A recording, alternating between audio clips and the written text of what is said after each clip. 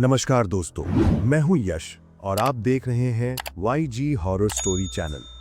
आज मैं आपको जो कहानी सुनाने जा रहा हूं, वो किसी भी होटल में रुकने से पहले 100 बार सोचने पर मजबूर कर देगी। क्योंकि ये कहानी उस एक कमरे की है, एक ऐसा कमरा जिसकी खिड़कियों पर हमेशा धुंध जमा रहती है। एक ऐसा कमरा जहां रात के ठीक 3:15 बजे कोई ना कोई दरवाजे के बाहर खड़ा दिखाई देता है, पर कैमरों में कभी कोई नहीं दिखता। तो चलिए दोस्तों, बढ़ते हैं आज की कहानी की ओर। कहानी है होटल का 13 नंबर रूम। मैं ट्रैवल व्लॉगिंग करता हूँ, छोटी छोटी यात्राओं के वीडियो शूट करता हूँ, नई जगहों की रिकॉर्डिंग करता हूँ और फिर उन्हें एडिट कर अपने चैनल पर अपलोड कर देता हूँ। इस बार मैंने तय किया था कि मुझे एक पुरानी हिल स्टेशन साइट कवर करनी है, धूमावन घाटी। वहाँ का मौसम बहुत ठंडा रहता है और रात के समय भारी कोहरा फैल जाता है। धूमावन एक शांत और दूर दराज की जगह है, इसलिए वहाँ होटल भी काफी पुराने स्टाइल के हैं। मैं जैसे ही स्टेशन पहुंचा, मेरा मोबाइल सिग्नल गायब। आसपास कुछ नहीं, बस ऊंचे पहाड़, घना कोहरा और एक अजीब सी चुप्पी। शाम तक मुझे एक होटल मिल गया जिसका नाम था होटल शीतगिरी। होटल बाहर से काफी पुराना लग रहा था। दीवारों पर सीलन, लकड़ी के गेट के किनारे उखड़ी हुई पॉलिश और चारों तरफ ऐसा सन्नाटा कि जैसे कोई यहाँ आता जाता ही नहीं है। मैं अंदर गया। रिसेप्शन पर एक बूढ़ा आदमी बैठा था, चेहरे पर झुर्रियां और आंखें ऐसी जैसे रात भर सोया नहीं। मैंने पूछा, भैया एक कमरा चाहिए 2 दिन के लिए। उसने मेरी तरफ देखा, फिर रजिस्टर खोला और बोला, कमरा है, लेकिन अगर आपको आवाजें सुनाई दें तो परेशान मत होना, यहाँ ठंड बहुत पड़ती है। उसकी बात थोड़ी अजीब लगी, पर मैं थक चुका था। मैंने हाँ कहा। उसने चाबी निकाली, कमरा नंबर 13 की चाबी।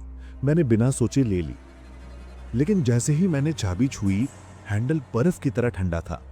कमरे की ओर जाते हुए होटल का कॉरिडोर मुझे असामान्य रूप से लंबा लगा। ऐसा लग रहा था कि सीधी लाइन में चलते चलते भी मैं कहीं पहुंचना ही नहीं चाहता। जब फाइनली मैं रूम 13 के सामने पहुंचा, मेरे कदम खुद ब खुद रुक गए। दरवाजे पर पुरानी पेंटिंग के निशान, डोर नॉब आधा जंग लगा और सबसे डरावना, दरवाजे के ठीक नीचे से ठंडी हवा बाहर निकल रही थी। मैंने सोचा कि शायद होटल पुराना है, इसलिए ऐसा लगता होगा। मैंने चाबी लगाई और दरवाजा खोला, पर जैसे ही दरवाजा खुला, एक बासी, ठंडी और सीली हुई हवा मेरे चेहरे पर पड़ी। ऐसा लगा जैसे कोई कमरे में कई दिनों से बंद हो। अंदर एक पुराना डबल बेड था, साइड में लकड़ी की अलमारी, एक छोटी सी टेबल और एक खिड़की जिसे किसी ने मोटे पर्दे से ढक रखा था। कमरे की दीवारों से हल्की बदबू आ रही थी, लेकिन सबसे अजीब लगा कमरे का तापमान। बाहर इतनी ठंड नहीं थी जितनी यहाँ अंदर। मैंने अपना बैग रखा और व्लॉगिंग कैमरा सेट करने लगा। रात के करीब 8 बज रहे थे। ठंड बढ़ती जा रही थी, इसलिए मैंने रूम हीटर चलाने की कोशिश की, पर जैसे ही स्विच ऑन होते ही लाइट्स 2 बार झपकी और फिर हीटर अपने आप बंद हो गया। मैंने सोचा शायद वायरिंग खराब होगी। मैंने बिस्तर पर बैठकर शॉल ओढ़ी और एडिटिंग शुरू कर दी। करीब आधे घंटे बाद मुझे लगा कि कमरे की दीवार के पीछे से कोई धीमी धीमी खरोंचने जैसी आवाज आ रही है, जैसे कोई नाखून से लकड़ी को रगड़ रहा हो। मैंने ध्यान नहीं दिया, लेकिन कुछ ही मिनट बाद दरवाजे के ठीक बाहर फुटस्टेप्स की आवाज आने लगी। टप टप टप, एकदम धीमे, जैसे कोई नंगे पैर चल रहा हो। मैं दरवाजे के पास गया, पीप होल से बाहर देखा, कोई नहीं। कॉरिडोर पूरी तरह खाली। मैंने दरवाजा लॉक कर दिया और वापस एडिटिंग में लग गया। रात करीब 3:15 बजे मेरी आंखें अचानक खुल गईं। कमरा और ज्यादा ठंडा था, मेरी सांसें भाप बनकर निकल रही थीं, और तभी वही नजर कमरे की हटाई गई खिड़की पर पड़ी। पर्दा थोड़ा हिला हुआ था। मैंने मोबाइल की फ्लैश ऑन की और खिड़की की ओर बढ़ा। पर्दा हटाया, पर बाहर सिर्फ घना कोहरा था, कुछ दिखाई नहीं दे रहा था। पर तभी मुझे लगा जैसे कोहरे में कोई इंसानी आकृति खड़ी है, एक परछाई, एकदम स्थिर। मैंने पलक झपकी और आकृति गायब। शायद मुझे भ्रम हुआ होगा। मैं वापस लेट गया, लेकिन जैसे ही मैंने आंखें बंद की, मेरे कानों में किसी की फुसफुसाहट गूंजी। किसने मेरा कमरा खोल दिया? मैं एकदम से उठ बैठा। ये आवाज एकदम पास से आई थी, जैसे मेरे बिल्कुल बगल में कोई बोल रहा हो। कमरे में कोई नहीं था। मैं कांप गया। सुबह 5 बजे के आसपास थोड़ी नींद आई। उठा तो पूरा शरीर भारी लग रहा था, जैसे रात भर दौड़ा दौड़ा हुआ हूं। मैं रिसेप्शन पर गया और बूढ़े आदमी से पूछा, यहाँ रात को किसी और के रुकने की आवाज़ क्यों आती है? उसने बिना ऊपर देखे इतना ही कहा, ठंड में ऐसा लगता है, आदत डाल लो। उसका चेहरा देखकर मुझे लगा वो कुछ छुपा रहा है। मैंने चाबी ली और घूमने निकल गया। धूमावन घाटी सच में बहुत खूबसूरत थी। दिन भर शूटिंग की, लेकिन पूरे समय मेरा दिमाग कमरे में हुई आवाज़ों पर अटका हुआ था। शाम को होटल लौटा तो कॉरिडोर में अजीब सन्नाटा था, जैसे होटल खाली हो। मैंने सोचा शायद ऑफ सीजन होगा। रूम में पहुंचा तो देखा खिड़की का पर्दा खुद ब खुद आधा खुला था। मुझे पूरा यकीन था कि सुबह जाते समय मैंने उसे ठीक से बंद किया था। मैं थोड़ा डर गया, पर खुद को समझाते हुए अंदर चला गया। रात करीब 11 बजे मैं बिस्तर पर लेटा था कि अचानक अलमारी अंदर से हिलने लगी। ठक ठक ठक, जैसे कोई अंदर फंसा हो और बाहर निकलने की कोशिश कर रहा हो। मैं डर गया। कुछ सेकंड बाद आवाज़ बंद हो गई। मैं धीरे धीरे अलमारी के पास गया, हैंडल पकड़ा और खोल दिया। अंदर कुछ नहीं, बस ऊपर के कोने पर धूल में उंगली से लिखा हुआ एक वाक्य, मत खोलो। मैं पीछे हट गया। ये किसने लिखा? 3:13 AM। दूसरी रात वही समय, 3:13। मेरी नींद फिर टूटी। इस बार कमरा पहले से भी ज्यादा ठंडा था। देखा तो बेड के पास फर्श पर पानी टपक रहा था, जैसे किसी ने भीगे पैर से चलकर कमरे में एंट्री ली हो। मैंने पसीने में भीगा हाथ चेहरे पर फेरा और तभी खिड़की के पर्दे के पीछे मुझे साफ साफ दिखाई दिया, कोई आदमी खड़ा है। उसकी लंबी परछाई पर्दे पर पड़ रही थी और पैर हवा में लटकी हुए, जैसे वो जमीन पर खड़ा ही ना हो। मैं लगभग पत्थर हो गया। कुछ सेकंड बाद पर्दा अपने आप हिला और परछाई गायब। मेरी दिल की धड़कन तेज हो गई। मैंने तुरंत सारी लाइटें ऑन कर दी। सुबह मैं गुस्से में रिसेप्शन पहुंचा। अब मुझे डर से ज़्यादा समझ चाहिए थी।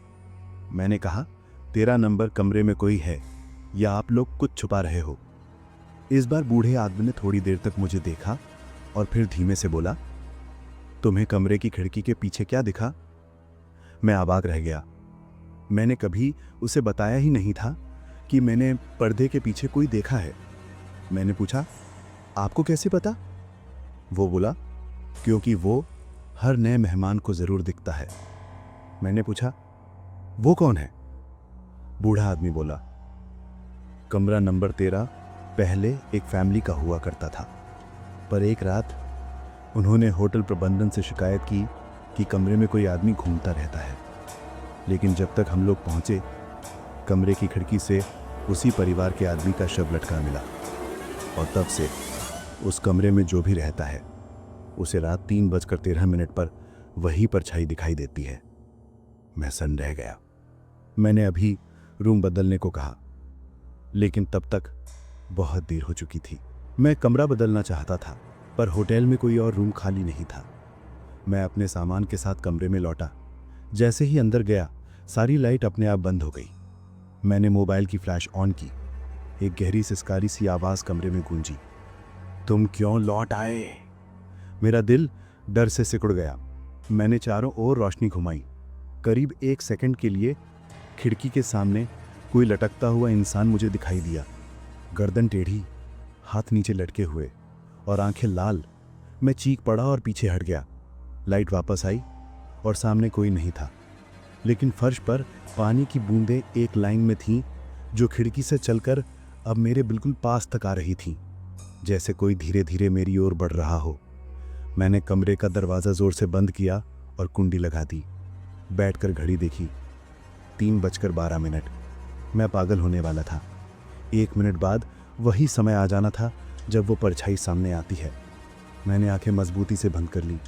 3:13 बजते ही दरवाज़ा ज़ोर से हिला, ठक ठक ठक ठक ठक। मैं कांपते हुए बोला, कौन है?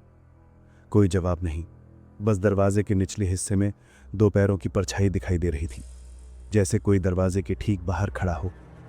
मैंने साहस करके पीप होल का देखा, पर बाहर कोई नहीं। मैंने नीचे देखा, दरवाजे के गैप से खून रिस रहा था। मैं एकदम पीछे हट गया। अचानक ठंडी हवा चली। मेरे पीछे से किसी की भारी सांस चलने की आवाज़ आई। मैं मुड़ा और मेरी रूह जम गई। उसी आदमी की परछाई ठीक मेरे सामने, चेहरा धुंधला, आंखें लाल, गर्दन टेढ़ी और उसके पैरों से लगातार पानी टपक रहा था। वो धीरे धीरे मेरी तरफ झुकने लगा और एकदम सूखी आवाज़ में बोला, ये कमरा सिर्फ मेरा है। मैंने पूरी जान लगाकर दरवाजे की ओर दौड़ लगाई। दरवाज़ा खोला और कॉरिडोर की तरफ भागा। कॉरिडोर में अंधेरा, लाइट छपक रही थी। मैं सीढ़ियां चढ़कर बाहर की ओर भागा। जैसे ही होटल के गेट के बाहर आया, सारी आवाज़ें बंद। मैं बिना पीछे देखे सड़क पर भागता चला गया। सुबह मैं लोकल पुलिस स्टेशन गया और सब बताया। वो मेरे साथ होटल गए, पर सबसे चौंकाने वाली बात, कमरा नंबर 13 बंद मिला। जंग लगे ताले पर धूल जमी थी, जैसे महीनों से किसी ने खोला ही ना हो। रिसेप्शन पर बैठा बूढ़ा आदमी गायब। कोई नहीं जानता वो कौन था, कहाँ गया। पुलिस के अनुसार होटल में रूम नंबर 13 को सालों पहले सील किया गया था, क्योंकि वहाँ एक आत्महत्या हुई थी और मैं 2 रातें उसी कमरे में रहा था। आज तक जब भी मैं किसी होटल में चेक इन करता हूँ, मैं सबसे पहले रूम नंबर पूछता हूँ, और अगर कभी 13 नंबर चुनाई दे तो मैं तुरंत मना कर देता हूँ, क्योंकि मैं जानता हूँ कुछ कमरे सिर्फ दिखने के लिए होते हैं। उनके अंदर कोई नहीं रह सकता, क्योंकि वहाँ पहले से कोई और रहता है। तो दोस्तों, यही थी ना कहानी। अगर आपको कहानी पसंद आई हो तो लाइक करें, शेयर करें और चैनल को सब्सक्राइब करें।